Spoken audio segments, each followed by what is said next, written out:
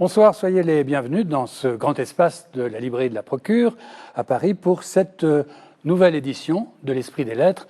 Je vous rappelle que cette émission est coproduite par KTO, par la Procure bien entendu, et par Le Jour du Seigneur Productions. Alors ce soir, à notre sommaire, comme d'habitude, 3 ouvrages qui seront en quelque sorte 3 plongées dans l'histoire des hommes, l'histoire des croyances, l'histoire des idées. D'abord, un témoignage assez exceptionnel, puisqu'il s'agit du témoignage du seul évêque qui, pendant la période de la Deuxième Guerre mondiale, a été déporté par les Allemands. Il s'agit de Monseigneur Gabriel Piguet.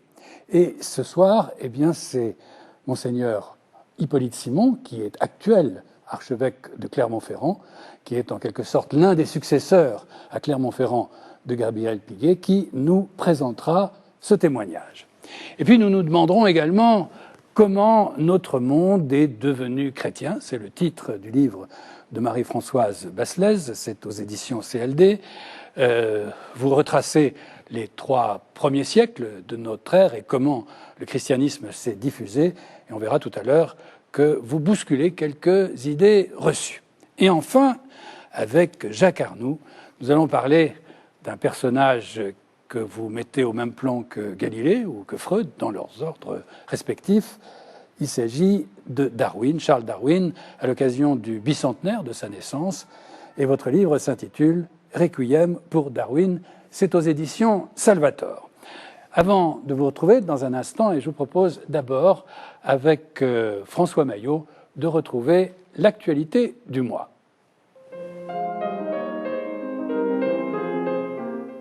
Le carême est terminé, mais nous pouvons retrouver les conférences qui ont été données à Notre-Dame dans ce livre qui est présenté par Parole et Silence. Monseigneur 23 présente donc ces conférences avec un certain nombre d'auteurs connus comme Marie-Françoise Basselès, que nous recevons ce soir, mais aussi Chantal Delsol, ou le philosophe Giorgio Agamben. C'est sur le thème de Saint Paul, juif et apôtre des nations. À l'orée de cette année du sacerdoce, une très belle idée des éditions des Béatitudes qui publie ces textes de Jean-Paul II qui sont les lettres qu'il a adressées durant son pontificat tous les jeudis saints aux prêtres de l'Église catholique. On retrouve vraiment la patte, l'intelligence, le style de Jean-Paul II dans ce très beau livre. Une sainteté pour tous les temps, voilà le sous-titre de cette biographie des époux Martin, écrite par Jean Clapier, qui est un grand spécialiste de Sainte Thérèse de Lisieux. Là, donc, il écrit sur ses parents qui ont été béatifiés récemment. C'est vraiment la biographie de référence aux presses de la Renaissance. La sagesse comme art de vivre, c'est un recueil, un abécédaire de spiritualité qui puise aux différentes traditions religieuses, chrétiennes, mais aussi juives, musulmanes et extrême-orientales. C'est un livre assez facile à lire et très plaisant chez Bayard. On l'attendait depuis longtemps, le 4e tome de l'œuvre magistrale de John P. Meyer, Un certain juif, Jésus, c'est aux éditions du Cerf. C'est absolument remarquable. Ce 4e tome est sur les rapports entre Jésus et la loi, Jésus et la Torah. C'est véritablement ce qui se fait de mieux pour comprendre où en est aujourd'hui l'exégèse moderne. Je vais finir avec 2 livres que j'aime beaucoup. William Cavanaugh, théologien américain catholique, Torture et Eucharistie, une coédition Ad Solem Cerf. Son expérience chilienne a permis à Cavanaugh de montrer comment l'Église peut résister à l'oppression autour du mystère de l'Eucharistie. C'est un des livres les plus passionnants et les plus originaux qu'on peut lire aujourd'hui. Et puis, le dernier Fabrice Adjadj, attendu aussi, celui-ci, La foi des démons ou l'athéisme dépassé, c'est chez Salvator. On retrouve la veine spirituelle qui avait fait connaître Adjadj lors de Réussir sa mort. C'est un livre où on retrouve son goût du paradoxe, sa langue charnue absolument superbe, véritablement à lire et à offrir. Monseigneur, merci d'être avec nous pour parler du témoignage de l'un donc de vos prédécesseurs, Monseigneur Gabriel Piguet. Donc je rappelle, Monseigneur Gabriel Piguet, qui est évêque de Clermont-Ferrand entre 1934 et 1952, date de sa mort, a été déporté entre 1944 et 1945. Il est revenu au printemps 45. Et l'originalité, si je puis dire, c'est que c'est le seul évêque français qui ait été déporté. Alors, ce témoignage, d'abord, est-ce qu'il a déjà été publié? Oui, il a été publié en 1946. Il a été écrit au retour de la déportation et autant que je sache, il a été beaucoup lu à l'époque. En particulier, moi j'ai des frères prêtres de Coutances qui m'ont dit qu'ils avaient lu ce témoignage dans les séminaires. C'était lu pendant les repas. Donc il y a une génération de prêtres qui a entendu parler de ce témoignage. Moi qui suis plus jeune, je n'avais jamais entendu parler de cette affaire avant d'être nommé à Clermont. Oui, c'est complètement le silence. Il y a une chape de silence ensuite Tout à fait. sur cette affaire. Vous avez une idée de la raison pour laquelle on n'a plus jamais parlé? Alors moi je suis arrivé à Clermont en 1996 au moment où il y a eu la béatification de Karl Leissner.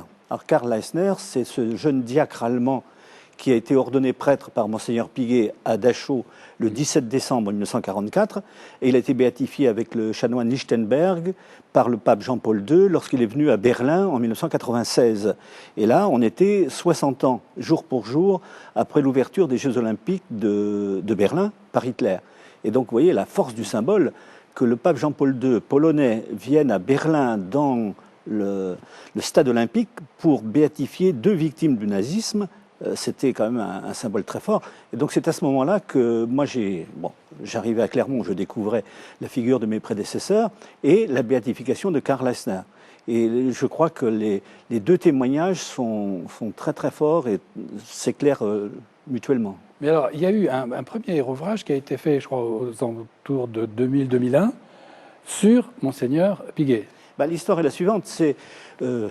après la béatification de Karl Leissner, moi j'ai commencé à découvrir cette histoire, j'ai lu le témoignage de Monseigneur Piguet, et puis juste quelques temps après, j'ai entendu dire par le maire de Clermont de l'époque, M. Quillot, que Monseigneur Piguet allait recevoir la médaille des Justes. Et moi je n'avais pas beaucoup d'éléments, et je savais que je serais chargé de recevoir la médaille pour mon prédécesseur, et il fallait que je fasse un discours. Et pour faire un discours, il fallait que j'ai des éléments. Donc j'ai appelé le directeur de RCF, Marc-Alexis Roquejoff, qui est une formation d'historien, qui est journaliste, en lui disant « Marc-Alexis, il y a encore des survivants de cette époque-là, interrogez-les de façon à m'aider à préparer mon discours ». Donc c'est comme ça que ce livre est né. Puis il y a un prêtre qui a été ordonné par Monseigneur Piguet, qui voulait rendre justice à son évêque. Alors j'ai fait se rencontrer Marc-Alexis et le père Randane, et à eux deux, ils ont cherché des documents, des témoignages, et ça a donné ce premier petit ouvrage, qui s'appelle Monseigneur Piguet, un évêque discuté, pour préparer la remise de la médaille des Justes. Alors, il y a une chose qui est importante dans ce que vous dites, dans le titre, c'est un évêque discuté. Oui. Parce que c'est un personnage qui a été discuté. Alors, c'est ce qu'on m'a expliqué. Je vais vous dire mon sentiment, quand on lit l'ouvrage, son témoignage, on voit que c'est un homme très respectable et il y a des propos qui sont très intéressants. En même temps, on a le sentiment d'un personnage qui est assez autoritaire, assez prince de l'Église, assez content de lui, au fond. Non, vous n'avez pas eu ce sentiment? C'est ce que disent un certain nombre de gens qui l'ont connu. Moi, je ne l'ai pas connu. Hein. Non, mais ça ressort un peu du témoignage. C'est-à-dire, il s'efface derrière sa fonction. Donc, il parle relativement peu de lui, de ce qu'il ressent, mais il a tout à fait conscience de sa fonction et il s'efface derrière. Donc, je ne sais pas si le jugement que vous portez est tout à fait juste. C'est une impression, je ne permettrai pas un jugement. Hein. Mais... Et moi, j'ai rencontré des gens il y a encore à Clermont-Ferrand, quelqu'un qui était déporté avec lui, alors qui en garde un très très grand souvenir. On a le témoignage de Edmond Michelet aussi, qui en parle très bien dans Rue de la Liberté. Mais j'ai rencontré des prêtres qui l'ont connu et qui se souviennent qu'il avait conscience d'être l'évêque et de garder un peu ses distances, même dans la baraque 26, là, dans le bloc des prêtres. Donc voilà. Mais il n'est pas discuté pour ça. Il est discuté parce qu'il était l'évêque du maréchal Pétain. Absolument. Parce qu'il faut bien comprendre que Vichy, dans le diocèse de Moulins, était coupé de la cathédrale, puisqu'il y avait la ligne de démarcation qui était en dessous de Moulins. Et le maréchal, quand il venait pour des célébrations officielles, par exemple le 11 novembre, eh bien, il venait à la cathédrale de Clermont. Et quand l'évêque de Clermont recevait le maréchal, eh bien, il le recevait. Voilà. Donc ces discours officiels pour recevoir le maréchal Pétain ont fait de l'ombre à son témoignage. Et ils ont fait tellement d'ombre, d'ailleurs, qu'à la Libération, il a été placé sur la liste des évêques réputés pétainistes par le ministère de l'Intérieur. Alors ça, je n'ai pas vérifié. Parce que moi, ce que je demande, c'est que... Alors, il y a une étudiante qui va commencer un mémoire, un master, sur cette affaire-là et sur la communauté juive. Clairement, nous sommes mis d'accord avec la communauté juive, parce que s'il y a des archives, il faut qu'on les retrouve. Bien sûr. Mais ce qui fait de l'ombre aussi, c'est que les actions qui ont mérité à Monseigneur Piguet d'être déporté et plus tard de recevoir la médaille des Justes n'étaient pas connues.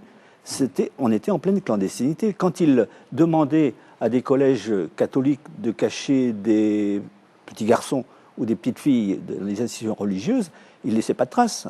Donc les ordres n'étaient pas écrits. Donc tout ça, il faut le retrouver. Et si la médaille des Justes est arrivée, c'est parce qu'un survivant, M. Jonas, qui est professeur de littérature française à Los Angeles, un jour est venu en vacances. Il voulait revoir le collège où il a été sauvé, et c'est lui, qui a témoigné 60 ans après, qui a commencé à réactiver la mémoire. Et sans lui, probablement qu'on ne le saurait encore pas. Mais ce qui est peut-être intéressant dans tout ce témoignage, c'est de voir au fond à la fois l'évolution et en même temps la cohabitation entre, d'une part, un épiscopat qui était très pétainiste et en même temps un épiscopat qui, pour un certain nombre d'évêques, se sont occupés de protéger des citoyens français juifs. Et c'est là où il y a une sorte d'énigme historique intéressante. Et c'est pourquoi je souhaite que les universitaires travaillent là-dessus, parce que plus... Alors, c'est ce que disait Elie Barnavi quand il est venu à Clermont pour remettre la médaille des Justes. Il dit, plus vous expliquez qu'il est pétainiste, plus il faut expliquer pourquoi il a été déporté. Et ça ne va pas ensemble. Donc il y a une contradiction quelque part, et il faut essayer de trouver... Et la contradiction, enfin, ce n'est pas une contradiction, ce sont les deux facettes du même personnage qui, d'un côté, est loyal. Et alors, il faut savoir que Monseigneur Piguet a été blessé à Verdun. Il avait servi sous les ordres du maréchal, et donc il avait une estime pour le vainqueur de Verdun. Et en même temps, quand des familles juives venaient lui demander de cacher des enfants, eh bien, il faisait ce qu'il avait à faire, c'est-à-dire son devoir d'humanité. C'est Jacques Duquesne qui souligne qu'à l'époque, la plupart des évêques étaient d'anciens poilus, dont, effectivement, Monseigneur Piguet. D'où une relation particulière avec le maréchal Pétain. Mais il y avait peut-être aussi le fait que le maréchal Pétain, aux yeux de cet épiscopat, représentait un certain ordre qui avait son adhésion. Oui, mais en même temps, il y avait une humanité. Alors, parce que je reprends, c'est dans le livre de un évêque discuté. On retrouve la formule d'accueil de Monseigneur Piguet au maréchal Pétain. Oui. C'est quand même c'est assez signifiant, quoi.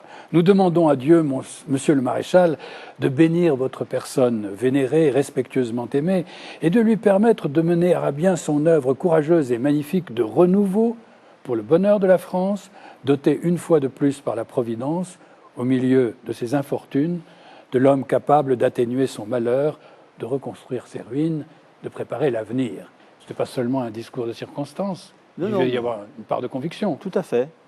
Et je pense aussi qu'une des grandes craintes de Monseigneur Piguet, c'était le bolchevisme. Donc il avait aussi quelques difficultés à reconnaître la résistance. Et on m'a dit, ça, faudrait... Là aussi, j'attends le travail des universitaires. On m'a dit qu'un des grands reproches qu'on lui faisait, c'était qu'il était très, comment dirais-je, très en retrait par rapport aux actions de résistance active, parce qu'il y avait des représailles, etc. Et par exemple, il y a plusieurs scouts qui ont arrêté un jour, qui ont été pris en otage et qui sont morts en déportation, et ça a été un drame pour lui de savoir que des jeunes pouvaient être les victimes indirectes de ces actions de résistance. Donc les résistants ont occulté la mémoire de Monseigneur Piguet, mais en même temps, encore une fois, il faut tenir les deux à la fois. S'il a été déporté, c'est qu'il y a des raisons. Non, vous avez raison, mais est-ce que là aussi on retrouve une position de l'épiscopat de l'époque, c'est le légalisme, le loyalisme vis-à-vis du pouvoir reconnu comme tel. Autrement dit, et je retrouve là des citations de Monseigneur Piguet, mais on pourrait retrouver des citations d'autres évêques à l'époque, qui étaient à l'heure présente toute dissidence, à l'intérieur comme à l'extérieur, camouflée ou avouée, en quelque place qu'elle se trouve, est un malheur et une faute. Donc c'est considéré comme une faute que de désobéir au pouvoir en place. Il désobéit. Et voilà. Et en même temps, il désobéit. Ben oui. Et c'est là, alors moi je n'ai pas à défendre particulièrement, mais simplement, à partir de tous ces éléments, il faut essayer de savoir ce qui le motivait. Et, sauf qu'il n'a probablement pas laissé d'écrit là-dessus, donc ce sera un peu compliqué. Et dans les motifs, alors pour moi ce qui reste un peu une énigme, c'est qu'il explique lui-même dans ses mémoires que les griefs qu'on lui fait quand on l'arrête, parce qu'on l'arrête le jour de Pentecôte 1944 dans sa cathédrale. Donc là, il y a une mesure d'intimidation aussi, parce que si on arrête l'évêque en plein jour, en plein soleil, le jour de Pentecôte, et les griefs qu'on lui objecte sont relativement bénins, parce qu'il avait donné des faux papiers à 2 prêtres qu'il avait cachés sous une fausse identité.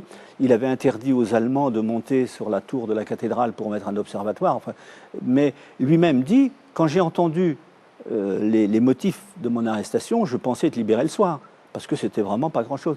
Et il dit lui-même, manifestement, ils ne savent pas ce que j'ai fait pour les Juifs.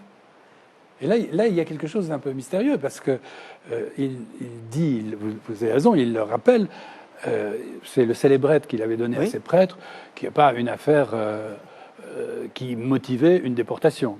Bon. Alors, est-ce que les Allemands savaient que par ailleurs... Ils ne lui reprochent pas.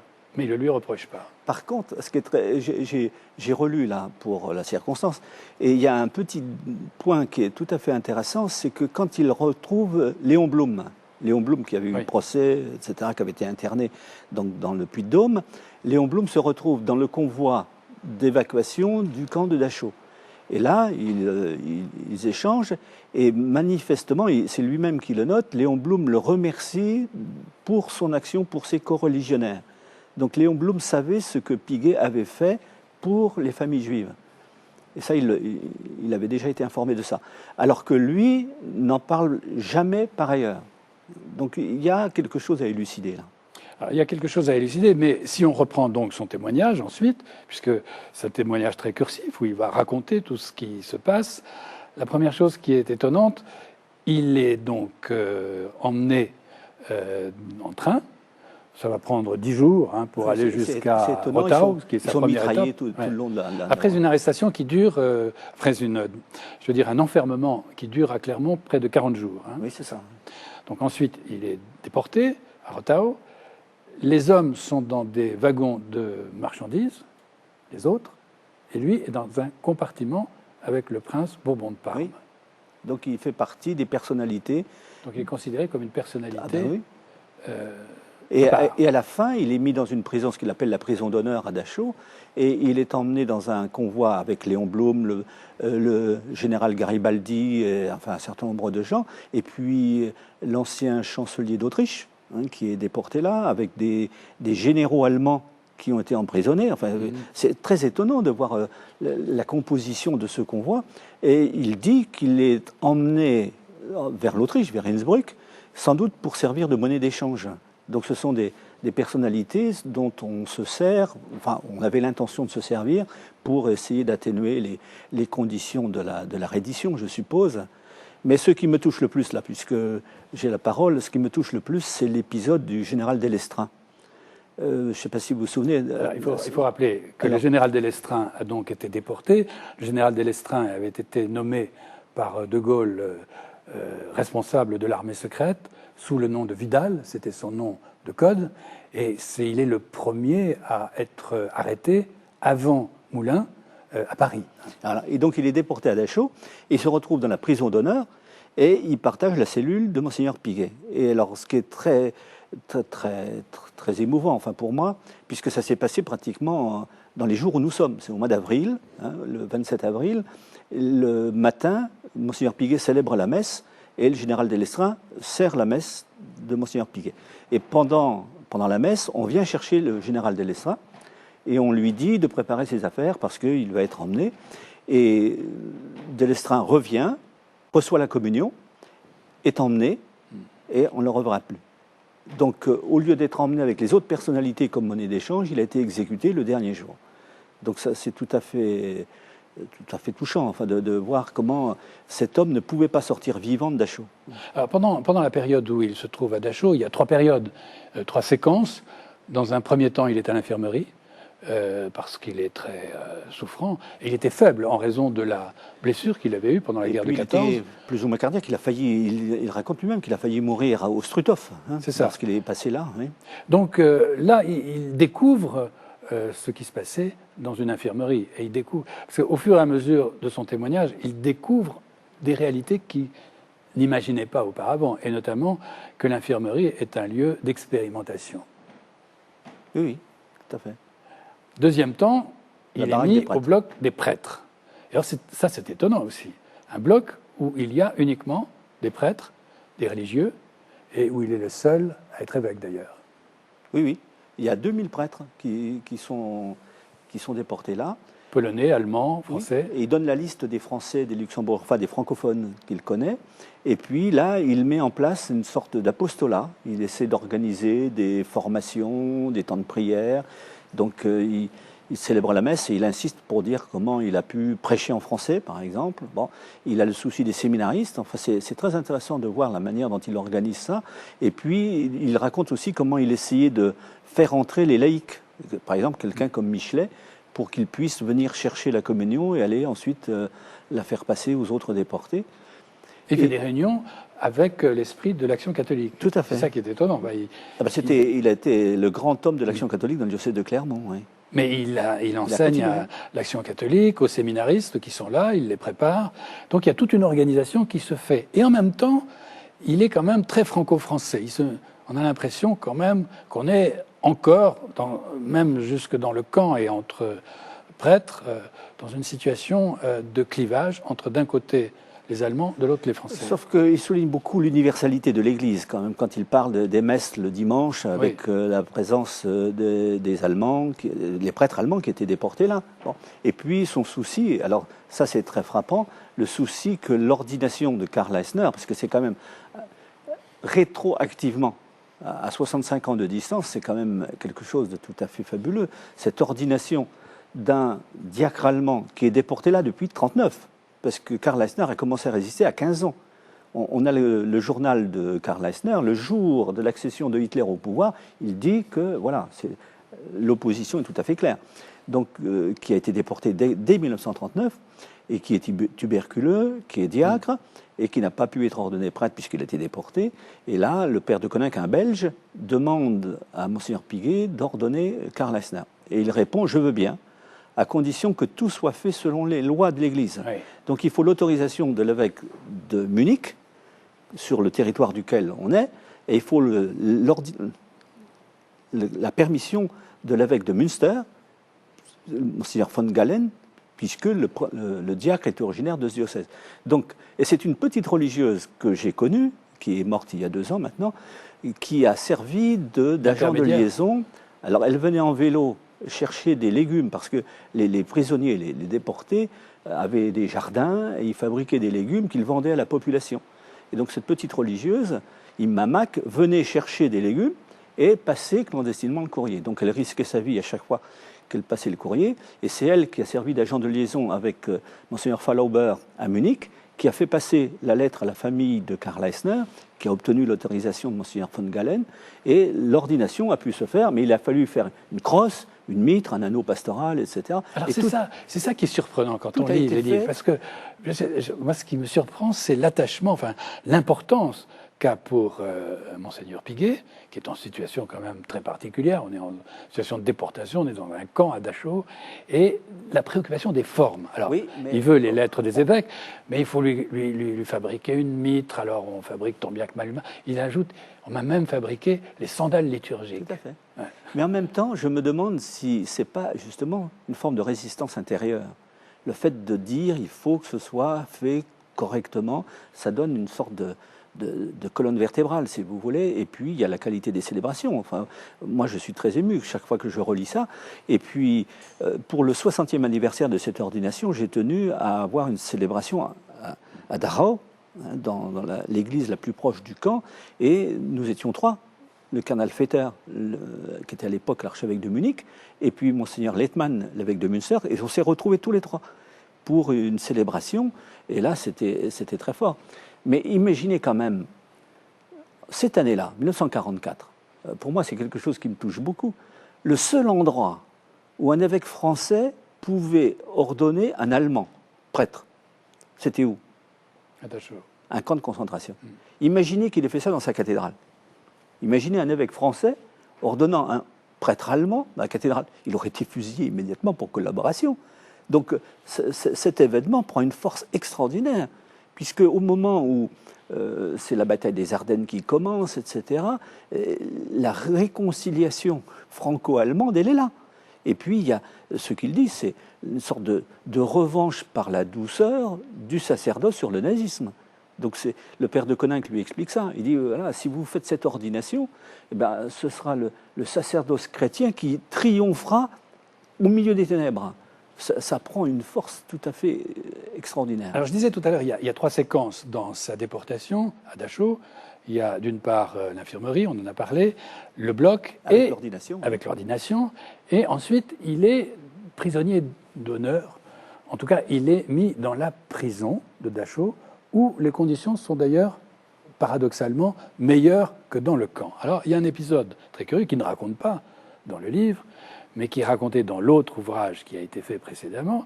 Ce sont les prêtres qui célèbrent une messe en souhaitant qu'il soit exfiltré vers la prison, comme s'il s'était un peu lassé de l'omniprésence de Monseigneur Piguet.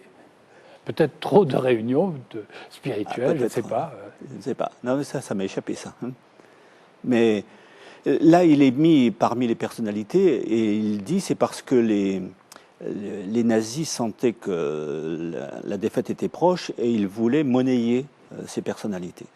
Donc, alors, quand il revient à Clermont, enfin, au moment de la libération, il est libéré par les Américains, du côté d'Innsbruck, puisqu'il a été emmené à Naples, voilà. Et là, il revient, oui, et il rentre le 13 mai 1945. Après avoir rencontré en déportation toutes sortes de personnages éminents, puisqu'il a côtoyé le général de Lestra, vous venez de le dire, Edmond Michelet, Léon Blum, le pasteur Niemöller, et un certain nombre de sommités allemandes qui avaient été mises en déportation pour avoir en quelque sorte trahi ou été envoyé là par Hitler. Il arrive à Clermont et c'est un véritable triomphe. C'est le triomphe. Et là, j'ai beaucoup de témoignages parce que il y a beaucoup de prêtres aujourd'hui qui étaient séminaristes à l'époque. Il paraît que toute la ville de Clermont-Ferrand était à la gare. Parce qu'il y a lui qui rentrait, et puis il y a Gabriel Marchadier, un autre, enfin un résistant communiste là pour le coup, qui revenait. Et on a eu la chance, lorsqu'on a présenté le livre de Marc-Alexis Rochoff et du père Randan, on a cherché et il y avait les nièces de Monseigneur Piguet qui avaient un film en noir et blanc qui avait été fait par quelqu'un qui était venu avec leur mère, la sœur de Monseigneur Piguet, pour accueillir son frère, là, et une caméra de l'époque, et on a un film en noir et blanc. Donc on voit la foule autour de la gare, la foule dans la ville, on le met dans une voiture, on l'emmène à la cathédrale, et la cathédrale est bondée. Ça a été un moment tout à fait extraordinaire. Et il y a plein de gens qui s'en souviennent encore. Et on retrouve dans le livre l'homélie qu'il a prononcée à cette occasion. Et pour terminer, quelques mois plus tard, en octobre, si je ne me trompe, il décide de partir à Rome pour aller voir Pie XII. Alors, il y a un épisode que je ne sais plus d'où est-ce que c'est raconté, c'est pas lui qui le raconte, où il a demandé à Michelin de lui prêter des pneus, parce qu'il n'y avait plus de pneus, pour pouvoir avoir une voiture, pour pouvoir aller jusqu'à Rome. Donc il arrive à Rome, il voit Pie XII, et il le remercie pour les interventions qu'il aurait faites. Oui, mais il le raconte lui-même. Ça, il le raconte lui-même. Oui, et Pie XII dit, mais aucun des messages et aucune de mes interventions n'a obtenu de réponse. Et donc, Piguet y voit une démonstration, ou plus exactement l'infirmation de ce qui était parfois dit, des rapports entre Pie XII et les autorités allemandes. Il en déduit que les rapports entre Rome et le nazisme étaient mauvais. Donc que ces interventions n'avaient pas d'effet sur la situation comme lui, comme la sienne. Alors on aurait pu penser que c'était Monseigneur Piguet qui allait être nommé cardinal par Pie XII. Et c'est pas lui. C'est le cardinal Saliège. Le cardinal Saliège, qui avait pris des positions tout à fait honorables. Et dont les textes méritent d'être remis aussi en valeur aujourd'hui. Absolument. Mais enfin, Monseigneur Piguet avait été déporté. Et pourquoi? On a l'impression que c'est, on l'évoquait tout à l'heure, parce qu'il a été mal considéré par les autorités françaises. Alors pour moi, ça, c'est quelque chose que je ne m'explique pas encore et c'est pourquoi je souhaite qu'il y ait des travaux universitaires parce que j'aimerais, est-ce qu'il reste déjà, j'en sais rien, je ne suis pas historien, est-ce qu'il reste quelque part des archives de la Gestapo ou je ne sais pas où on peut trouver éventuellement quelque chose qui dirait pour quelle raison on a décidé de l'arrêter, de le déporter. Parce que c'est sans doute pas une décision d'un sous-fifre comme ça, localement, qui a pu prendre cette décision. Et encore une fois, il y a la mise en scène dans la cathédrale. Et puis à la même époque, on arrête Madame Michelin, Madame Jean Michelin. Absolument. Donc, moi, je me dis, est-ce que c'est une mesure d'intimidation? En disant, voilà, si à Clermont-Ferrand, on peut arrêter l'évêque, Madame Michelin, on peut arrêter tout le monde. Donc, ne bougez plus. Hein. Oui, c'est étonnant parce que les Allemands n'avaient pas intérêt, c'est ce que rappelle d'ailleurs, je crois, Laval, à déporter des évêques. Et puis, bon. Enfin, dans leur relation avec l'Église. Mais en tout cas, moi je me tourne vers une historienne, c'est pas votre période préférée, mais ce témoignage est quand même très intéressant dans l'ensemble de la réflexion que l'on peut avoir sur l'attitude variée, au fond, diverse, des représentants de l'Église pendant cette période de la Deuxième Guerre mondiale. Et de la même personne, encore une fois, et là, de la même personne. Il y a des questions qui ne sont pas encore élucidées et il faut encore travailler là. Merci beaucoup. Alors je rappelle le titre donc de ce témoignage que vous présentez en introduction, Prison et déportation, témoignage d'un évêque déporté. C'est publié aux éditions L'Échelle de Jacob. Nous marquons une pause. Nous retrouvons tout de suite le coup de cœur de Mathilde. Et puis, nous allons faire un grand saut dans l'histoire. Nous allons revenir aux origines. Une fois n'est pas coutume, et en ces temps des fêtes de la foi, mon coup de cœur d'aujourd'hui porte sur une nouvelle collection pour enfants des éditions de l'Emmanuel, les aventures de Jojo et Gaufrette. Sous ce titre charmant se cachent de délicieuses histoires spirituelles, nées de l'imaginaire fécond et inspiré du père Olivier Bonwin. C'est à Paray-le-Monial, où il anime des sessions depuis longtemps, que l'auteur a pris pour habitude de raconter des histoires aux enfants. Dans Les Trois Roses, un titre que j'aime tout particulièrement, l'auteur évoque la prière chez les jeunes. Gaufrette aimerait s'aménager un peu de temps pour prier, mais cela lui est difficile, car elle est tiraillée entre ses devoirs et sa petite sœur qui ne cesse de tourner autour d'elle. Gaufrette arrivera-t-elle à trouver ce moment pour Dieu? À partir d'une histoire toute simple, l'auteur nous invite à poser un regard neuf sur sa vie et sous le regard de Dieu. Comment parler de Dieu aux enfants? Comment rendre sensible sa présence, y être attentif jour après jour, aussi bien dans la joie que dans la peine? C'est ce que réussit fort bien tous les titres de cette collection qui nous invitent à comprendre que le quotidien est une vraie aventure spirituelle en soi. À la lecture de ces premières histoires, je me suis dit qu'il était bon de retrouver la fraîcheur et la simplicité de l'enfance et que la foi des adultes pourrait s'en inspirer plus souvent. Alors suivez Jojo et Gaufrette, en famille ou au côté. Quant aux adultes, je vous assure que vous trouverez aussi de quoi vous nourrir. Marie-Françoise Bazelaise, vous êtes professeure d'histoire ancienne à l'université de Paris 12, ancienne élève de Normal Sup. D'ailleurs, dans cet ouvrage qui s'intitule « Comment notre monde est devenu chrétien », vous avez une dédicace aux Amis du Savoir. Avec deux adresses, le Centre Sèvres, la faculté jésuite et Normal Sup. Et vous avez publié l'année dernière un Saint-Paul aux éditions Fayard, Saint-Paul artisan d'un monde chrétien, qui a été salué par la critique. Disons que vous êtes spécialiste des religions du monde gréco-romain. J'ai un itinéraire un peu particulier. Je suis venue du paganisme, entre guillemets, et donc ça m'a conduit à toujours étudier le christianisme comme une religion parmi les autres. C'est l'approche de ce livre. Alors, c'est effectivement l'approche de ce livre, mais ce livre, il a peut-être une raison ou une histoire, c'est qu'il est, d'une certaine manière, une réponse à un autre livre, celui de Paul Venn, qui a été publié il y a quelques mois, « Quand notre monde était chrétien ». Alors, pour faire vite, hein, mais vous... Notre monde est devenu chrétien, d'ailleurs. C'est le moment où il présente l'arrivée de Constantin comme une sorte de rupture. que vous qualifiez, en quoi vous voyez une certaine manière de sacrifier à une mode médiatique. Alors oui, la politique de rupture en 2007, elle était quand même assez répandue, hein, Oui, en on a beaucoup parlé, 2006-2007. oui. Alors la question intéressante que pose Paul Venn, c'est est-ce que le christianisme était ou n'était pas une force de rupture, capable donc d'attirer un homme politique soucieux de nouveauté comme Constantin. Allez, il y a des perspectives très nouvelles et très intéressantes. Mais il faut aussi voir les enjeux du débat, c'est-à-dire attribuer la christianisation du monde antique uniquement à un homme, Constantin, et à une opération politique, c'est la rendre très artificielle.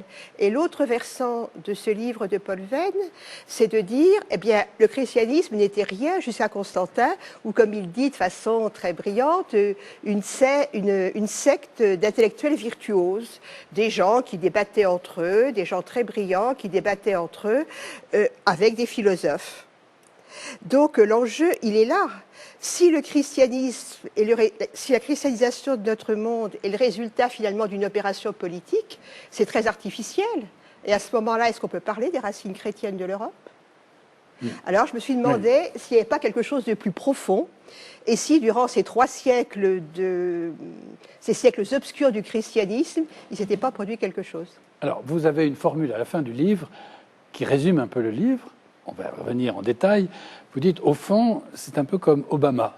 Obama est arrivé après une maturation, en réalité, de la société américaine. Eh bien, le christianisme arrive au IIIe siècle comme l'aboutissement d'une maturation compliquée, complexe, de réseaux, de travail associatif. Alors, aboutissement, vous êtes peut-être un peu idéaliste. Enfin, je ne sais pas. Disons Oui. comme une composante, comme d'accord. une pulsion. Peut-être. Oui, je pense que j'étais toujours été très inspirée depuis le début de mes études par un leitmotiv des pères de l'Église et des écrivains chrétiens. L'Évangile a été prêché quand le monde pouvait le recevoir. Et ça interroge aussi un petit peu sur l'incarnation pour un croyant. Alors, vous allez retracer... Donc, je me suis intéressée au monde. Et vous allez retracer tout au long du livre ce long cheminement qui va du Christ jusqu'à l'arrivée de Constantin et jusqu'au règne de Constantin. En essayant de vous demander comment ce christianisme a diffusé et infusé, si je puis dire. Donc, il n'y a pas de rupture, mais il y a une certaine continuité. Il y a à la fois continuité et rupture.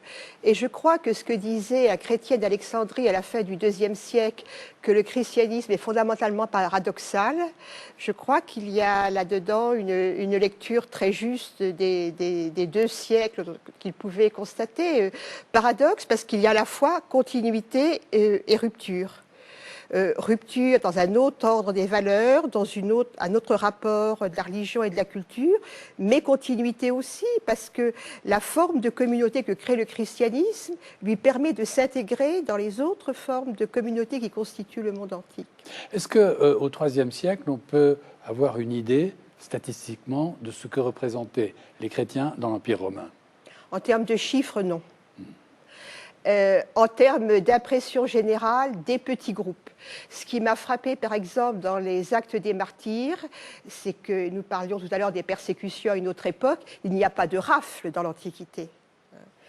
On arrête 6, 7 personnes, 12, 15 personnes autour de leur catéchiste ou autour d'un philosophe comme Justin. Donc, un christianisme de petits groupes, minoritaire, tout le monde est d'accord là-dessus, mais des minorités sans doute bien implantées. Et là, je saluerai à nouveau l'œuvre de Paul et de ce qu'il a mis, à mon avis, en place. Donc, des minorités implantées, agissantes, rayonnantes. Alors, si on refait maintenant le cheminement, d'abord, il y a un vide entre la prédication du Christ et les épîtres de Paul dont vous parliez à l'instant. Alors, ça c'est le choix. Oui, c'est le choix de l'historien. quand on me demande, quand je vois le début du christianisme, je crois que pour l'historien, il n'y a pas d'ambiguïté. Le christianisme résulte d'un acte de foi, l'acte de foi d'un groupe de gens à Jérusalem devant un tombeau vide. Et je pense que ce n'est pas l'historien de se prononcer sur ce qu'est ce tombeau vide. Mais l'acte de foi, oui, ça c'est un objet de l'histoire. Et donc, tout part de là pour l'historien. Tout part de là, mais ensuite, il y a une période où l'historien n'a pas de matériaux. Ah si, avec Paul, il y en a beaucoup. Non, mais attendez, jusqu'à la prédication de Paul, qu'est-ce qu'il y a comme matériaux? Avant la prédication de Paul. Je dirais qu'il y en a plus. Paul, par exemple, nous fournit... Non, mais je dis bien avant la prédication de Paul. Il n'y en a pas. Il y a quelques indications éparses. Je crois véritablement, enfin je suis de ceux qui croient qu'il y avait effectivement un groupe chrétien déjà à Rome en 40, dans les années 40-50, allusion d'un historien romain. Il y a ce qui est très intéressant, le nom même de chrétien sur lequel il faut réfléchir. C'est un nom latin, alors que les chrétiens de cette époque, les fidèles du Christ de cette époque, parlent grec ou parlent araméen. Donc c'est un nom qui est donné de l'extérieur. Qui vient de l'extérieur, oui. Donc c'est un petit indice de visibilité. Si vous voulez, ce livre, c'est un petit peu ça. C'est essayer de repérer les indices de visibilité. Le contexte général dans lequel se développe ce message chrétien, c'est là aussi il y a une maturation. Il y a beaucoup de religions du salut. Il y a beaucoup de courants messianiques. Tout à fait.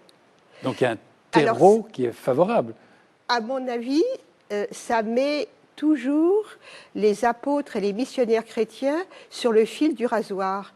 C'est-à-dire le premier accueil est favorable, et c'est ce que met très bien Luc en scène lorsqu'il montre Paul à Athènes devant l'Aréopage.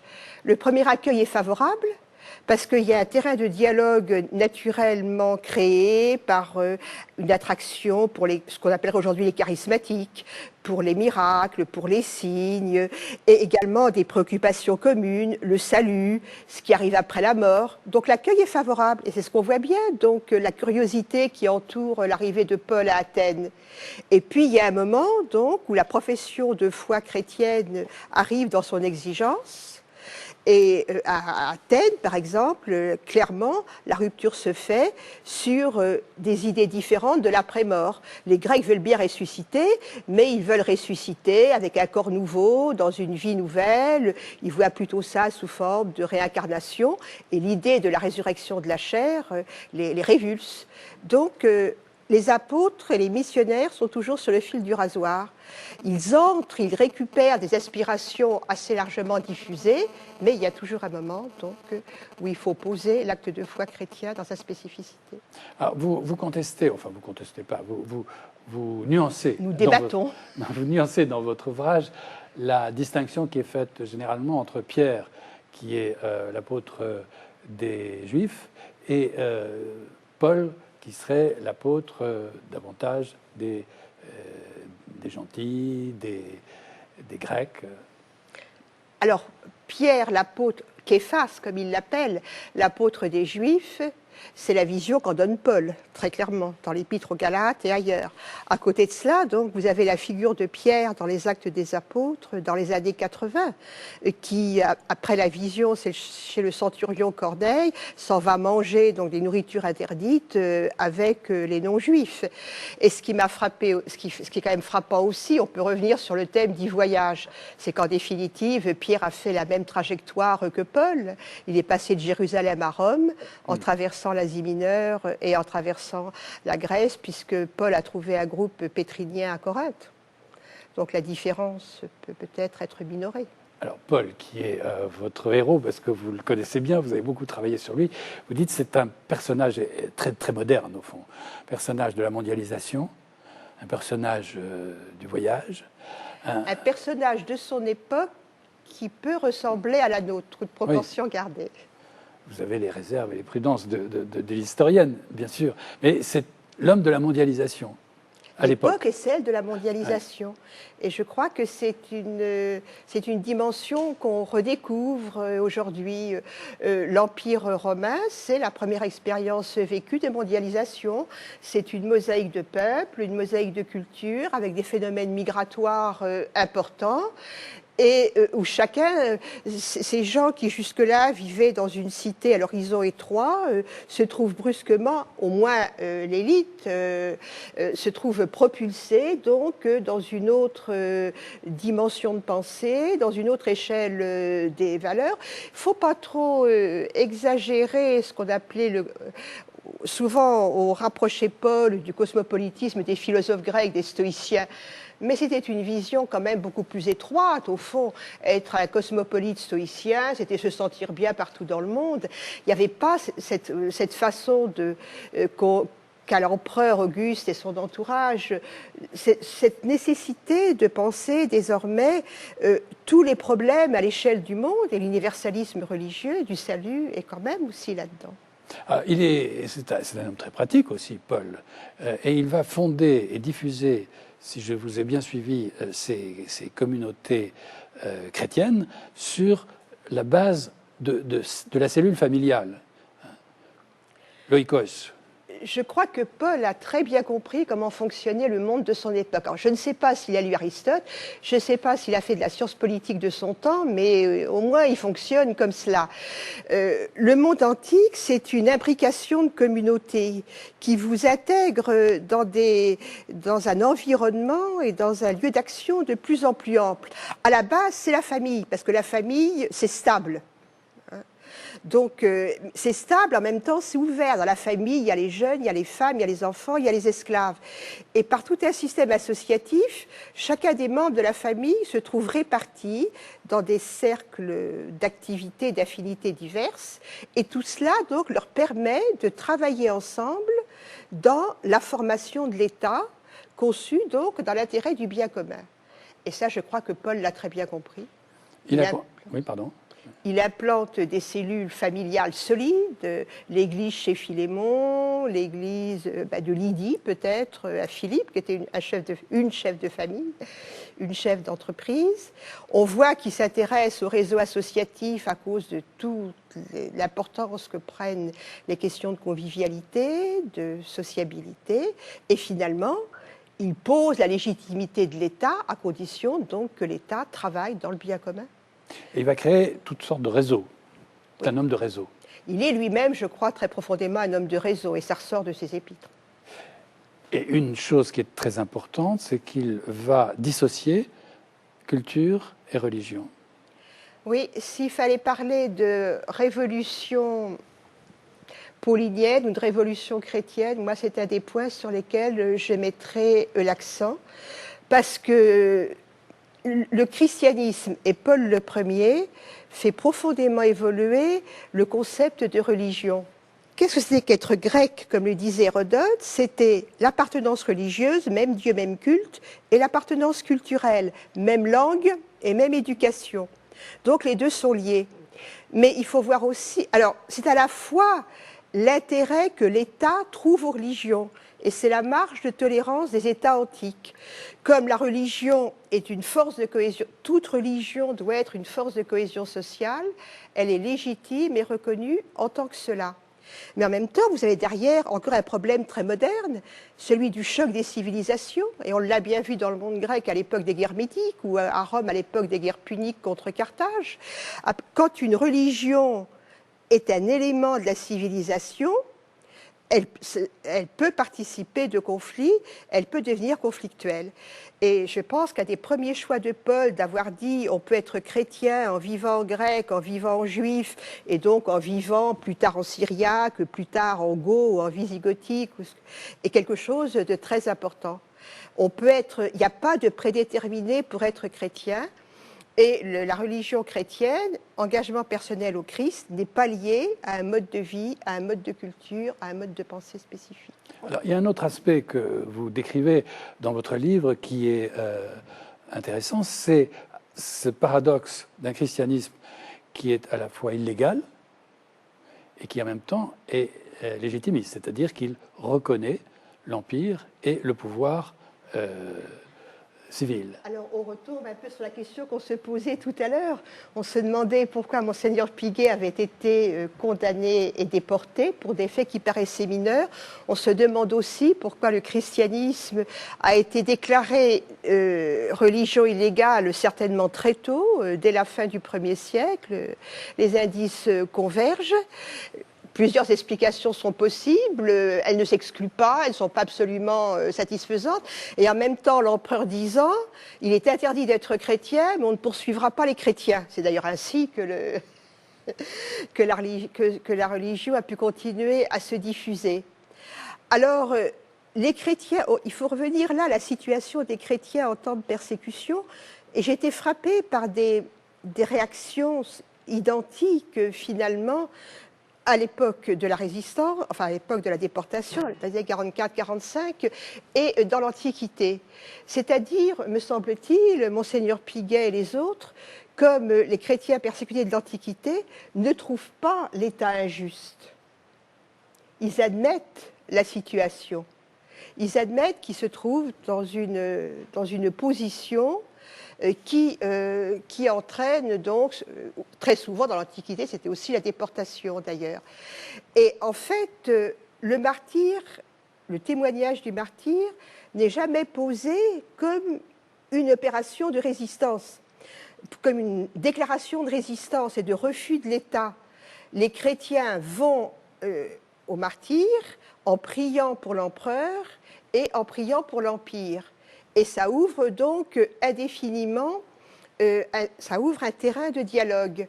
Et on en prend davantage la mesure quand on compare avec d'autres martyrs de l'Antiquité, des nationalistes comme Alexandrie, des philosophes, qui eux, au contraire, remettaient en cause l'État et l'empereur jusqu'à la fin.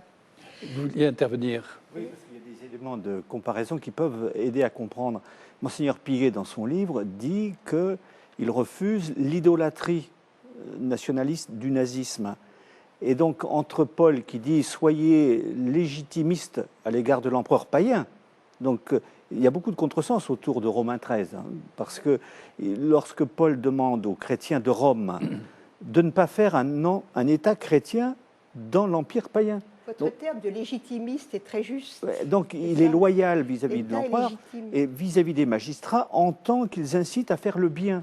Autrement dit, les critères, ce n'est pas des critères de foi, c'est des critères éthiques.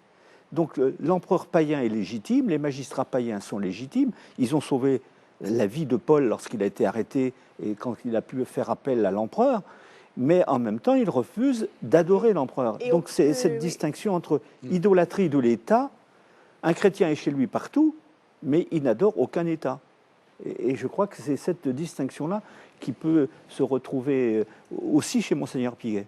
Oui, il y a quelque chose de très fort là. L'État est légitime parce qu'il est consensuel.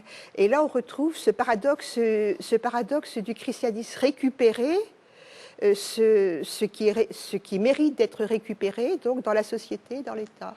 Vous dites d'ailleurs que ça a une traduction dans les évangiles eux-mêmes, écrits par la suite, où dans les évangiles, la mort du Christ est imputée aux Juifs et non pas à Pilate. Or, c'est Pilate qui avait le droit de vie ou de mort. On blanchit autant que possible. On blanchit. Romain. Et ensuite, très vite, les chrétiens ont eu leur interprétation de la persécution. Ce n'est pas le régime en soi, et encore moins l'État, bien sûr, qui est en cause, c'est un souverain dégénéré. Alors, persécution, on va, parce que le temps passe vite, on arrive donc à Constantin, ou plus exactement à ce qui précède Constantin. Il y a deux édits qui vont être déterminants dans le changement de climat vis-à-vis des chrétiens. Oui, ça, il faut y assister. Constantin n'a rien inventé dans l'édit de Milan, en fait, c'est seulement un édit d'application d'un édit l'année d'avant, de 311, de l'empereur Galère. Et c'est le premier moment dans l'Antiquité, et un moment très bref d'ailleurs, où la liberté religieuse comme droit personnel va être affirmée et autorisée. Cette liberté religieuse comme droit personnel, on peut dire qu'elle est d'ailleurs sous-jacente déjà dans les épîtres de Paul, mais c'est à partir de 200 que vraiment les chrétiens vont pousser à l'extrême le raisonnement que la religion n'est pas la religion d'un peuple et doit être dissociée de la culture et de la civilisation. Donc c'est un droit de la personne, une liberté de la personne, un choix de la personne. Le premier, c'est Tertullien qui le dit sous cette forme vers 200. Et en 311, les empereurs romains vont le reconnaître. Et là, il y a une véritable rupture, puisque, encore une fois, comme on l'a dit, la religion était le caractère identitaire d'un peuple. C'était ça la conviction profonde de l'Antiquité. Donc, l'affirmation, chacun peut honorer le Dieu qu'il veut, de la manière dont il veut. La liberté religieuse. Constantin va beaucoup utiliser aussi les évêques. Parce que les évêques qui étaient recrutés parmi les notables vont devenir une sorte de réseau qui intéresse l'empereur d'un point de vue de gouvernance. Là, à mon avis, il y a des grands méconnus. On lit beaucoup l'histoire des premiers siècles chrétiens, et c'est normal parce que ce sont des monuments littéraires, à travers les pères de l'Église, à travers les intellectuels. D'où cette idée qui court aujourd'hui, c'est une religion de brillants intellectuels. Mais il y a aussi la dimension pastorale, donc, qui est celle des évêques. Et ça m'a frappé, pour commencer, que Paul est perçu au IIe siècle comme un modèle de pastoral pour les évêques, beaucoup plus que comme un théologien, comme un homme d'idées. Ça se voit par exemple chez Polycarpe. Et les évêques, qu'est-ce qu'ils font? Eh bien, ils tissent une sorte de réseau, de net, si l'on veut, sur le monde, en utilisant les possibilités du monde romain et à travers surtout leur correspondance. C'est-à-dire, on ne peut pas beaucoup voyager dans l'Antiquité. Donc au IIe, IIIe siècle se crée une unité de l'Église à travers des échanges épistolaires constants entre les évêques. Information, on décide aussi par ces correspondances des questions doctrinales, des questions disciplinaires. Et il y a cette belle expression donc, de l'être de communion. Les évêques, donc, construisant définitive, mes métaphores sont un peu incohérentes, tissant donc le squelette, la première structure unitaire de l'Église. Alors si on tire un certain nombre d'enseignements de votre livre, je disais tout à l'heure, c'est un livre qui bouscule quelques idées reçues. La première conclusion, c'est qu'il convient, je parle sous votre contrôle, de faire la distinction entre ce qu'on appellerait l'histoire de l'Église et l'histoire des communautés chrétiennes. Oui, je crois que si l'historien peut être autorisé à dire quelque chose, c'est en termes de mission. C'est là où la contextualisation historique peut avoir son intérêt, je crois.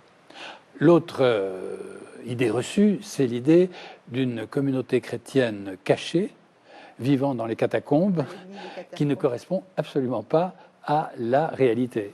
Alors, il y a deux choses. D'abord, ce qu'ont trouvé les archéologues dans les fouilles les plus récentes de Rome. Il n'y a pas, comme ils disent, de séparatisme funéraire. Les chrétiens sont parmi tous les autres dans les cimetières souterrains, dans ce qu'on appelle les catacombes. Même finalement, les fouilles sous Saint-Pierre, les fouilles sous le Vatican montrent les premières tombes chrétiennes et la tombe apostolique dans un environnement donc de nécropole païenne. Et puis surtout, donc, les chrétiens ne se cachent pas. Et je crois que l'effet des persécutions, c'est tout le contraire, justement. Plutôt que de se cacher, ils s'exposent. Finalement, la persécution et l'exécution, c'est la première projection du christianisme devant un large public, ces dizaines de milliers de personnes dans l'amphithéâtre. C'est un christianisme visible, un christianisme qui s'expose. Et qui est conscient de s'exposer. Et qui est conscient de cette exposition. Et enfin, un christianisme, on l'a évoqué tout à l'heure, qui est à la fois illégal et en même temps légitimiste. Qui n'est jamais clandestin, qui se veut légitimiste. Voilà. Je rappelle le titre donc de votre livre, Comment notre monde est devenu chrétien. C'est aux éditions CLD. Nous marquons une pause pour évoquer cette fois-ci le portrait de l'auteur du mois avec Jean-François Prault.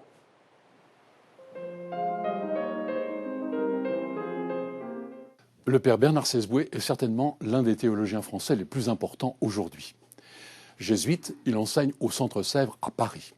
D'abord, le cœur de son travail et le socle de sa compétence, c'est la christologie, la manière dont l'Église, dans les premiers siècles, a construit sa doctrine sur le Christ, en particulier dans les grands premiers conciles œcuméniques. Il va de soi qu'on est là au cœur de la foi, et dans ce domaine, le père Sesboué fait autorité. je vous signale particulièrement Jésus-Christ dans la tradition de l'Église, ainsi que Pédagogie du Christ, élément de christologie fondamentale. Ce sont des œuvres majeures. Deuxièmement, le père Sesboué s'est beaucoup investi dans l'écuménisme, en particulier en participant au groupe des Dombes, un groupe de théologiens des différentes églises qui affrontent de façon rigoureuse et ex abrupto les questions qui fâchent, en particulier la justification par la foi, la place de la Vierge Marie, le rôle du magistère du pape, etc. Un travail moins public, mais extrêmement fondamental pour faire avancer l'unité des chrétiens. Voici Patience et l'utopie, jalon écuménique. Troisièmement, le père Sesboué met sa compétence extraordinaire de connaissance de la tradition de l'Église au service de la transmission de la foi. Il est un esprit très clair, si bien qu'il est extrêmement pédagogue. Je vous signale en particulier le livre « Croire », qui est une invitation à la foi catholique qui essaie de répondre aux questions telles que les hommes et les femmes de ce temps se les posent. Quatrièmement, ce grand intellectuel ne reste pas dans sa tour d'ivoire, mais descend dans l'arène chaque fois que c'est nécessaire. Il avait fait en particulier un petit livre extrêmement pertinent pour contrer le Da Vinci Code. Et il sort actuellement de Monseigneur Lefebvre à Monseigneur Williamson, où il explore l'idéologie qui est à la base de l'intégrisme. Ce sont des petits livres que l'on peut répandre autour de soi parce qu'ils sont très utiles. Hors de l'Église, pas de salut. Une formule qui est difficile, puisque si on la tient, on passe pour un esprit sectaire, et si on ne la tient pas, on passe pour un laxiste et un lâche. Et dans ce livre, le père Sesboué, en faisant l'histoire de la formule et son interprétation, fait un grand travail en fait de réconciliation et de pacification. Voilà. Pour terminer, si vous ne voulez qu'un seul livre du père Sesboué, je vous conseille celui-ci, La théologie au XXe siècle et l'avenir de la foi. Je vous le garantis, quel que soit votre degré d'avancement, vous progresserez dans l'intelligence de la foi. Jacques Arnaud, vous êtes à la fois historien et théologien. Historien est un grand mot, surtout après le moment que nous avions autour de la christianisation. Je suis un modeste lecteur d'histoire. Bon, alors vous êtes un modeste lecteur d'histoire, mais vous n'êtes pas un modeste théologien. Je crois qu'une des premières qualités du théologien devrait être de se taire. Alors je devrais me taire tout de suite. Bon, C'est on mal est mal parti. Alors, pour notre entretien. Donc continuons. Vous avez publié un certain nombre d'ouvrages qui vont tous un peu dans le même sens, puisque vous avez publié Qu'un a-t-il rencontré Néandertal, c'était l'an passé. Il y a quelques années, vous avez co-signé un ouvrage, La théorie darwinienne sur l'évolution. C'était en 1997. Dieu versus Darwin, chez Albin Michel, en 2007. Et donc, Requiem pour Darwin. J'ajoute que vous êtes également chargé de mission au CNES, au Centre national d'études spatiales. C'est un rapport ? Oui, c'est le rapport des sciences. D'accord. C'est l'intérêt des sciences, et le champ des sciences m'a permis d'aller à la fois rencontrer Néandertal et rencontrer les étoiles. Donc Formidable. C'est un beau voyage. Beau voyage, mais quand vous dites Requiem pour Darwin, alors comme ça, a priori, on se dit Requiem, c'est pas très sympathique. On arrive au bicentenaire. Hein. Il est né en 1809. Il a publié l'évolution d'origine des espèces en 1959. 1859, donc c'est aussi un anniversaire, voilà, si on peut 150 dire. ans d'un grand livre. Et vous dites Requiem. Alors, Requiem, on pense à enterrement. Bien sûr, mais c'était aussi le clin d'œil pour un lecteur. Et tout le monde me dit, vous enterrez Darwin. Je dis non, il est déjà mort, il est enterré, et il n'a pas été enterré n'importe où, puisqu'il est enterré à l'abbaye de Westminster, qui est l'équivalent du Panthéon français. Le haut lieu des mâles dominants, dit-on, des mâles dominants britanniques. Et donc Darwin a déjà été enterré. Il a même eu droit à un grand office avec des cantiques composés pour l'occasion. Donc voilà. Alors Requiem, c'est quand même se retrouver autour de ce personnage qui a été honoré par sa nation, qui aujourd'hui est honoré par des scientifiques. C'est l'occasion aussi de faire un peu le point, en n'étant pas trop critique, parce qu'on fait un Requiem, mais en ayant un petit regard lucide, éventuellement ironique sur le personnage. Ni procès, ni panégyrique. Exactement. Bon. Alors la méthode que vous utilisez, c'est, vous le dites, c'est au fond prendre Darwin en bloc. C'est-à-dire pour prendre tout Darwin. C'est à la fois ses écrits, le personnage, ce que l'on sait du personnage. Alors, tout en bloc, en même temps, en sachant que je n'ai pas passé toute ma vie à travailler Darwin et que la seule lecture de ses lettres, et la seule lecture intelligente de ses œuvres, c'est des vies entières de chercheurs. Donc, dans le cadre de ces célébrations, je me dis, bon, allons à l'essentiel, dans le temps qui m'est imparti, c'est un espèce d'exercice, et j'ai pris autour de moi tout ce que je pouvais trouver en français, écrit par Darwin. Une bonne biographie pour ne pas y avoir trop d'erreurs. Le reste, c'était des notes, c'était ce que je pouvais en savoir. Et puis, me voilà parti dans, non pas Voyage autour du monde, qui est un de ses œuvres, mais Voyage dans le monde de Darwin. Rythmé par un certain nombre de questions. Oui. Pourquoi est-ce qu'il a été mal aimé? Quelle place fait-il? On va en parler. C'est un peu difficile dans votre livre. D'ailleurs, c'est ce que disait Marie-Françoise Basselès, qui a lu votre livre tout à l'heure, avant l'émission. Tout un passage sur qu'est-ce que le hasard? Et puis, quelle est sa vision, au fond, de l'homme? C'est un personnage hors du commun. Hein. Vous dites qu'il est au niveau de Galilée et Copernic d'un côté et de Freud de l'autre. Oui, d'ailleurs, c'est trois révolutions. C'est Freud et Ibn Saint-Paul. C'est Freud lui-même qui disait, en fait, l'époque moderne est marquée par trois révolutions. Celle de Galilée, mais qu'on appelle révolution copernicienne, parce que Copernic l'avait en quelque sorte entamée. Celle de Darwin, et puis celle de Freud lui-même, évidemment. Il était bien placé pour rendre cet hommage-là. Et il faut aussi rajouter que Darwin, donc enterré à Westminster, est enterré tout près de Newton. Et de fait, ça, je dirais, c'est pas du tout le hasard. Il est du calibre de Newton. Ça ne veut pas dire qu'il a tout compris. Vous savez bien qu'après Newton, il y a eu d'autres révolutions scientifiques, mais il a apporté une pierre essentielle dans la compréhension que nous avons du vivant. Et puis, en fonction de son titre, l'origine des espèces, quoique il ne parle jamais de l'origine, mais de la transformation des espèces. Avec lui, on commence à comprendre pourquoi le monde n'a pas toujours été tel qu'il est aujourd'hui. Pourquoi on peut trouver des fossiles de mammouths, de dinosaures, alors qu'aujourd'hui, il n'existe plus de mammouths ni de dinosaures. Et ça, sa théorie, et tout ce que nous avons dit aujourd'hui aussi un peu peut-être sur l'évêque de Clermont, mais aussi sur l'émergence du christianisme, ça ne naît pas comme ça de rien. J'ai vraiment souri en vous écoutant parler de cette évolution lente avec des moments de rupture. C'est le cas du vivant et c'est le cas aussi de Darwin.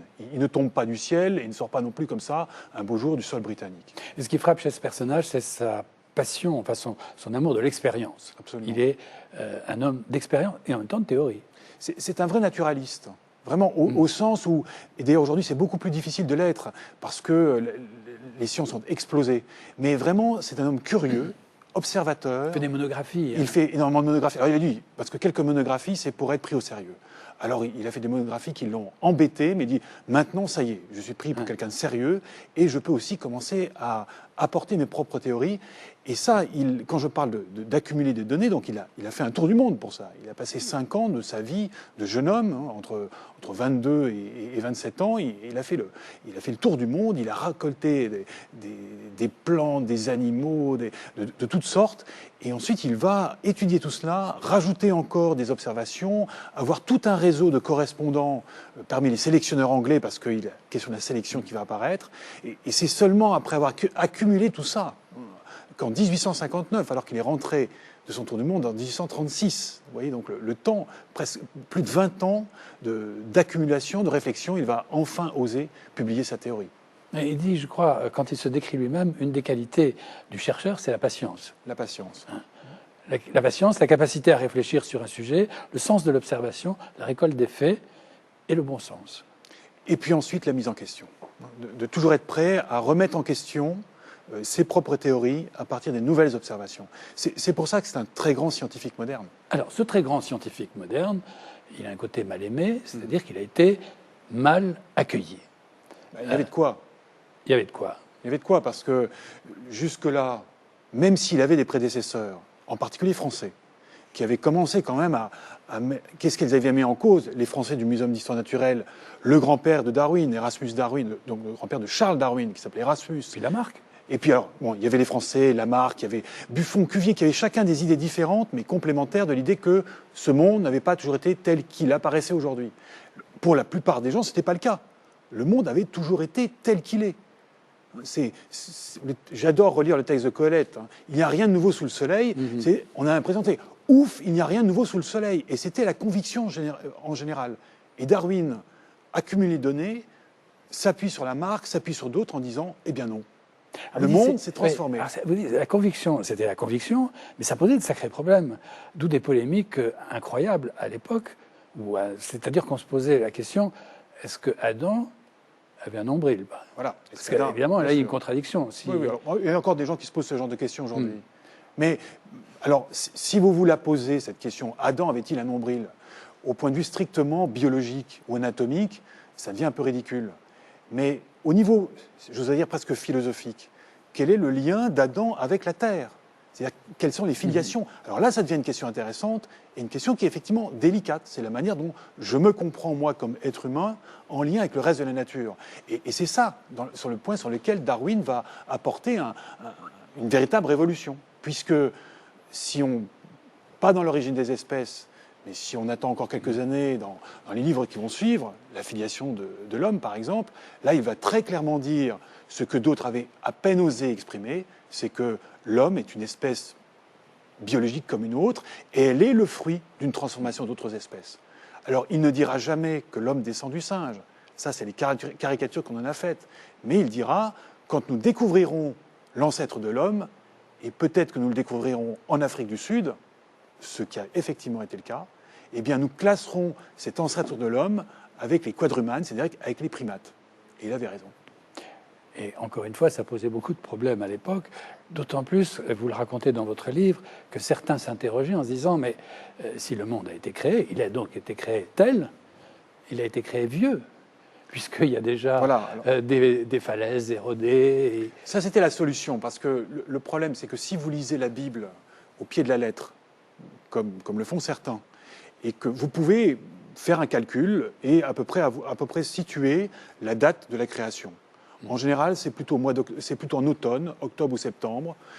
Quelquefois, c'est le matin, quelquefois, c'est le soir. Bon, il y a différents courants. Mais tout ça n'a que quelques milliers d'années. Comment expliquer ce monde qui, de fait, au fur et à mesure qu'on le découvre, paraît si vieux? Alors certains ont dit, Dieu a fait comme si le monde avait 13 milliards d'années. Donc, quand il crée les arbres, il crée des arbres avec des cernes. Donc des arbres vieux de quelques dizaines, quelques centaines d'années.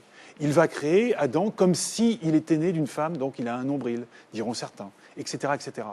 Ce qui est quand même extrêmement dangereux. D'ailleurs, ceux qui vont défendre cette thèse-là vont se trouver quand même un peu critiqués par leurs amis quand ils en ont ecclésiastiques en disant « mais ça veut dire que Dieu est un grand menteur ». En tout cas, ça a été très mal accueilli à Oxford. Particulier.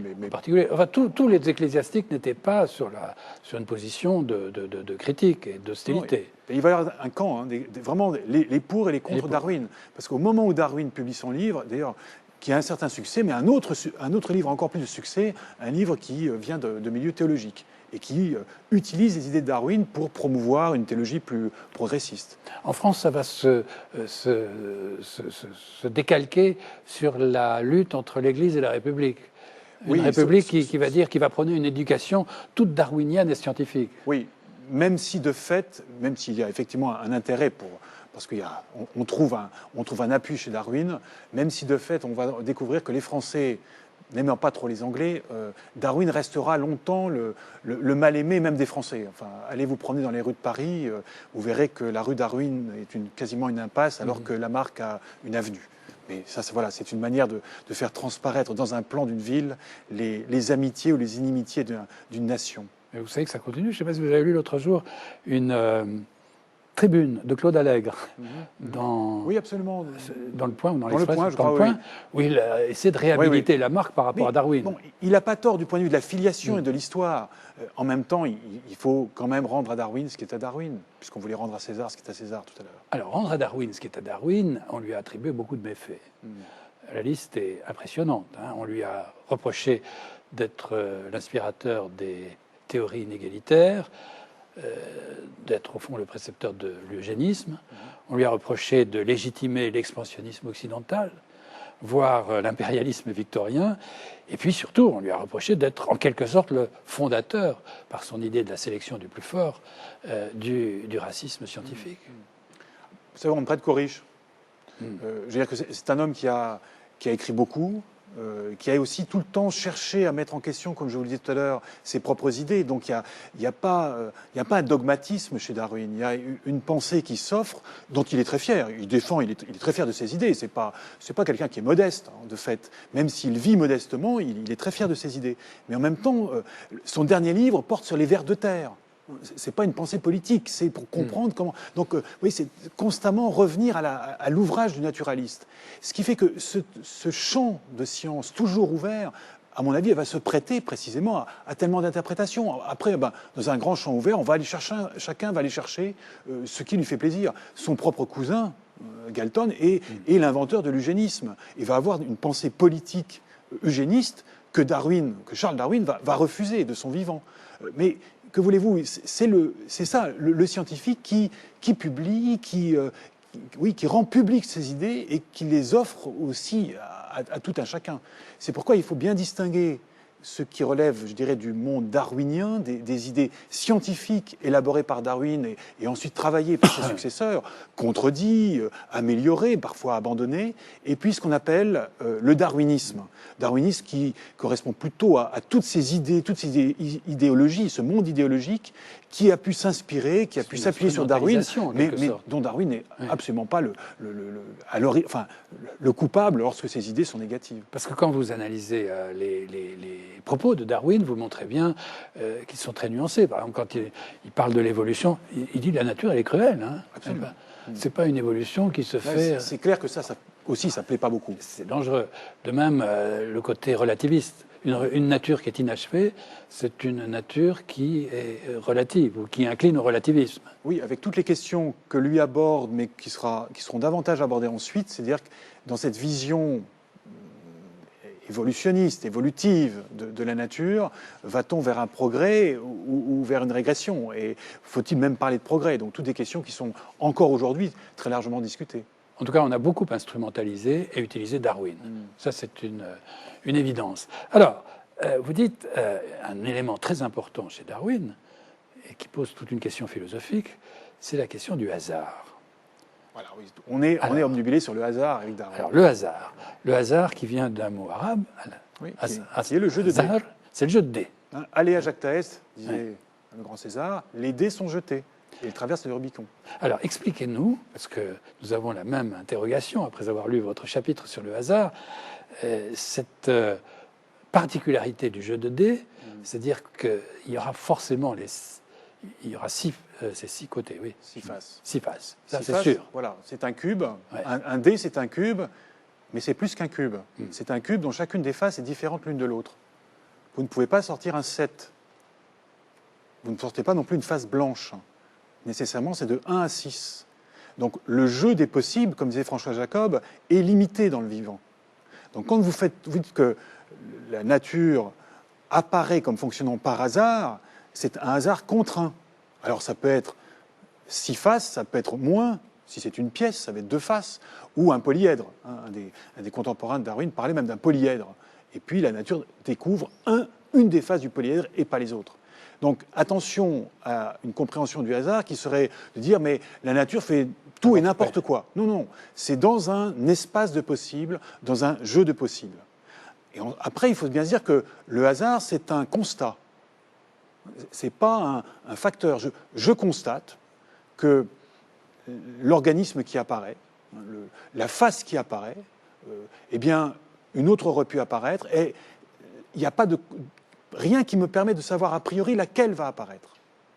Mais ensuite, sur cette apparition au hasard des individus, n'oublions pas d'ajouter la sélection.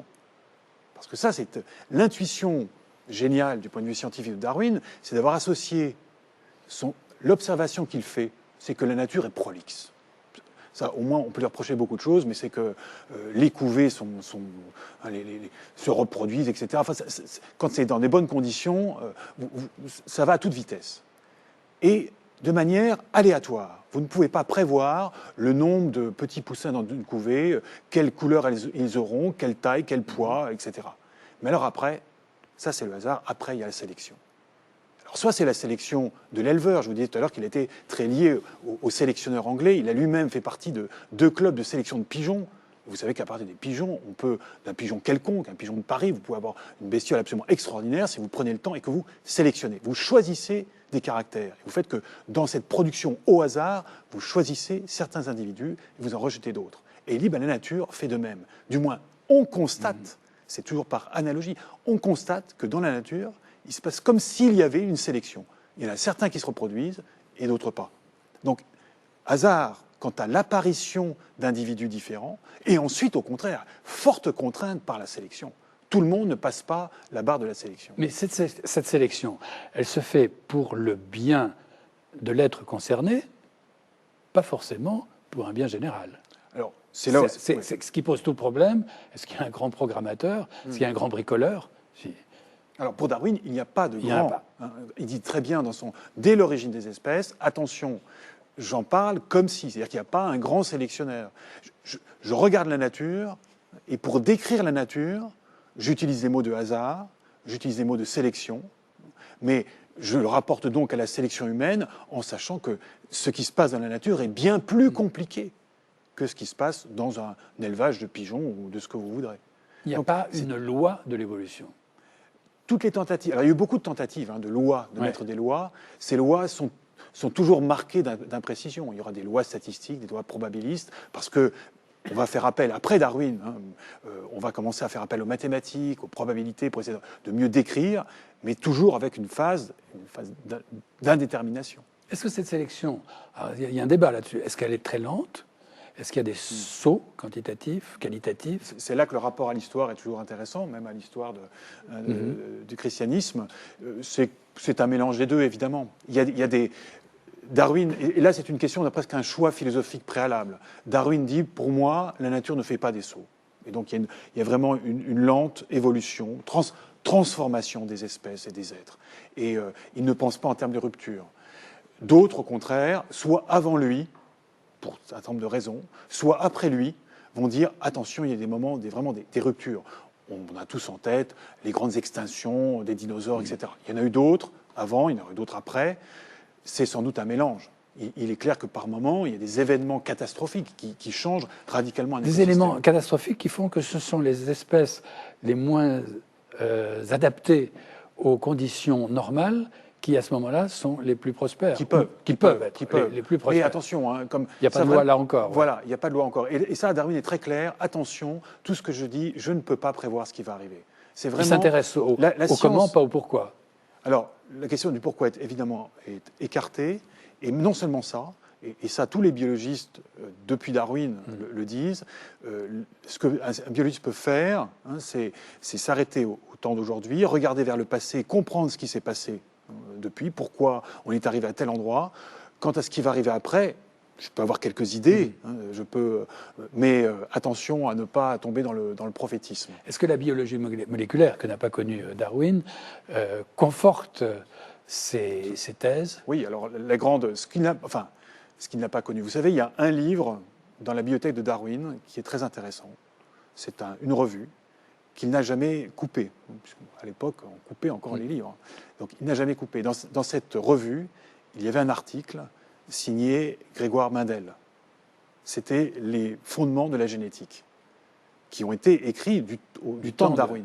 Mais Darwin n'était pas le seul à ignorer Mendel. Il va falloir attendre une quarantaine d'années, le début du XXe siècle, pour qu'on découvre les lois de la génétique. Le petit coup des petits pois, ridés, pas ridés, etc. Et donc entrer dans la biologie moderne. Et alors, tout ça ne va pas se faire du jour au lendemain. Il va falloir articuler des visions différentes, des théories différentes. Et aujourd'hui, on a une théorie qui est... Attention, une théorie, c'est une théorie, donc c'est jamais la fin, qui est assez cohérente, mais qui, une fois encore, ne permet pas de prévoir ce qui va arriver. On sait dans quel contexte, dans quelles contraintes la suite va se faire, mais on ne peut pas la connaître. S'ajoute quand même un élément important, c'est que dans le monde actuel, n'oublions pas que l'homme a pris un pouvoir et que la génétique, on ne fait pas que de l'observer, on est aussi acteur. Donc tout ce dont parle Darwin, c'est une sélection biologique, avec, contrairement à ce que pensait Lamarck, et même Lamarck et Darwin lui-même, il n'y a pas d'héritabilité des caractères acquis. C'est-à-dire que pendant des générations, on coupe les oreilles des chiens, eh bien il faut les couper chaque génération. Il n'y a pas d'héritabilité de ce genre de choses. Dans nos cultures, oui. Les livres dont nous sommes entourés, c'est de l'héritabilité de caractère acquis. Les livres qui ont été écrits, les successeurs n'auront pas à les réécrire, on va les passer, enfin, autant qu'on peut. Donc ça, c'est le grand changement, c'est le culturel à côté du naturel. Et ça, c'est un autre plan que Darwin. Alors précisément, on en vient à la dernière question, c'est sa vision de l'homme. Bon. Alors, vous le rappeliez tout à l'heure, pour lui, il n'y a pas de différence entre l'homme et l'animal. D'où cette caricature de Darwin, qui n'est pas la réalité, l'homme descend du singe, où l'homme est en réalité, ce sont des cousins. Alors, mais oui. alors, comment est-ce qu'il voit ce qui est une rupture, néanmoins? Alors, du point de vue scientifique, du point de vue du biologiste, il n'y a pas de, comme vous dites, c'est une transformation d'espèces animales qui, un jour, sont reconnues comme une espèce humaine. Il n'y a pas de rupture, mais de toute façon, aujourd'hui, la question continue à se poser. Est-ce que l'on peut noter une rupture? Il dit dans son autobiographie, qui est un des ouvrages vraiment qu'il faut lire de Darwin, vers la fin de sa vie, il écrit son autobiographie à sa famille. Un ouvrage absolument passionnant et touchant par moments, dans lequel d'ailleurs, entre parenthèses, la question de Dieu est permanente, de la première à la dernière page, de manière assez étonnante. Quand il parle de l'homme, donc il parle en tant que scientifique, et il dit à ce propos-là comme à d'autres, les commencements ne sont pas... On ne peut pas connaître les commencements en biologie.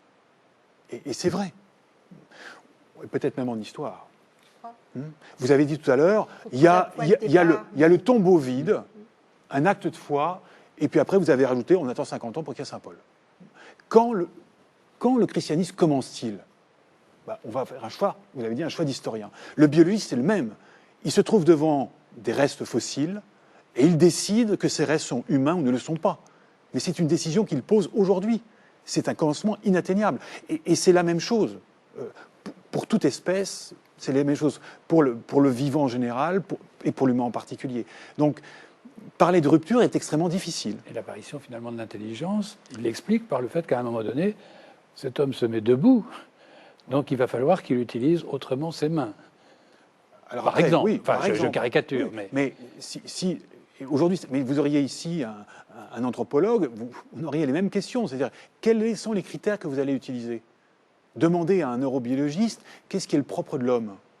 D'être un être moral? Un de mes amis neurobiologistes dit c'est la compassion. Alors je dis mais monsieur le professeur, vous voilà bien catholique.